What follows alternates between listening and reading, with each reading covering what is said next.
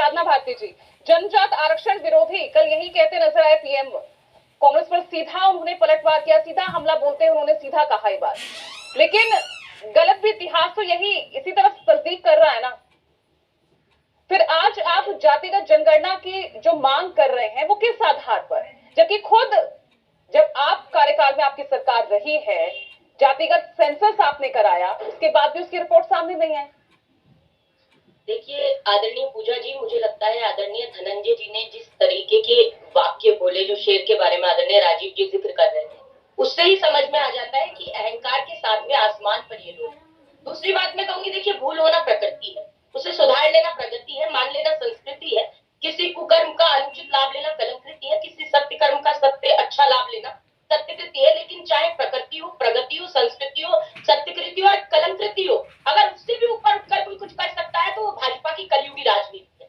मैं कांग्रेस की राष्ट्रीय प्रवक्ता होने के साथ साथ भारतीय ओबीसी महासभा की मुख्य संयोजक भी, और उस नाते मैं ये कह रही हूँ बहुत जिम्मेदारी के साथ कि चाहे जनगणना की बात अगर करते हैं हम, तो किस आधार पर कर रहे हैं, ये कोई आज की बात तो नहीं है। ये कह रहे हैं जी कांग्रेस खिलाफ थी आरक्षण के, कांग्रेस खिलाफ रही ओबीसी के, तो ये बताइए जब वीपी सिंह जी मंडल को लेकर आए तो सरकार को गिराने का काम किसने किया? भाजपा ने किया।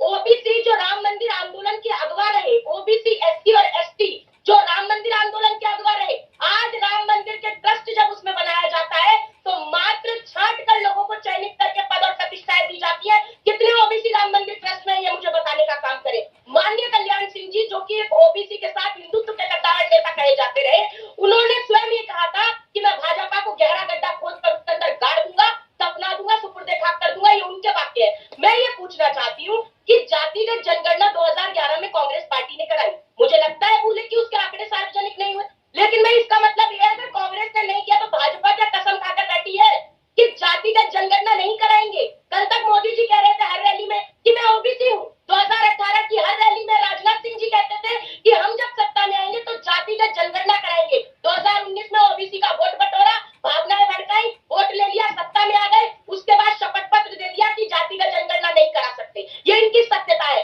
हर मंत्री के आगे इन्होंने जात लिखने का काम किया, तो जातिवाद की बात हम कर रहे हैं, ये करने का काम अपनी गलती को भूल कहकर आप दूसरे पे सवाल उठा रहे हैं। यानी ये तो वही बात होगी कि जो सत्ता में जिसकी सरकार होगी वो जातीय जनगणना के पक्ष में तो नजर आती नहीं है। आपके टाइम पर आप उसके पक्ष में नहीं थे। हम क्यों नहीं थे? अपने क्षेत्रीय दलों के दबाव में आपने कराया नहीं? आदरणीय पूजा जी, हमने कराई जातिगत जनगणना। आप ये नहीं कह सकते हम पक्ष में नहीं थे। नहीं होते तो कैसे करा देते जनगणना, ये बता दीजिए। हम आज कह रहे हैं ना कि इन्होंने तो वादा किया, अगर नियत इतनी साफ थी तो आंकड़े भी जारी करने चाहिए थे ना साधना जी। तो फिर मोदी जी की गारंटी क्या मानी जाए भाई? मोदी जी की गारंटी महंगाई की मोदी मार की गारंटी, मोदी जी की गारंटी बेरोजगारी अपार की गारंटी, मोदी जी की गारंटी महिलाओं के साथ व्यभिचारियों का बचाव करने की गारंटी, मोदी जी की गारंटी ओबीसी के नाम पे कसमें खा खाकर ओबीसी की जातिगत जनगणना ना कराने की गारंटी। और एक मैं दुविधा दूर कर देती हूँ, आदरणीय धनंजय जी बहुत सारा महिमा मंडन कर रहे थे आदरणीय प्रधानमंत्री जी मोदी जी का ओबीसी के नाम पर। तो आदरणीय मोदी जी कोई जन्मजात ओबीसी तो है नहीं। उन्होंने गुजरात के मुख्यमंत्री रहते हुए अपनी अगड़ी जाति को पिछड़ा वर्ग की सूची में शामिल कराने का काम किया और हर जगह अपने आप को पिछड़े का बेटा बताने का काम किया। आपने जिन्हें मंत्री बनाया। चलिए यहाँ पर मंत्रिमंडल में ओबीसी चेहरे तो दिख ही रहे हैं। मेरे सहयोगी राजीव रंजन ने जिक्र किया बिहार, यूपी, झारखंड, अगर इन्हीं 3 स्टेट में देख लें तो यहाँ के आपके जो प्रदेश अध्यक्ष हैं वो फॉरवर्ड जाति के। अरे तो आप भी उनको दिखाइए ना, उनका रिप्रेजेंटेशन आप भी दिखाइए। छत्तीसगढ़ के मुख्यमंत्री हमने कौन बनाए बताइए? कर्नाटक के मुख्यमंत्री हमने कौन बनाए बताइए?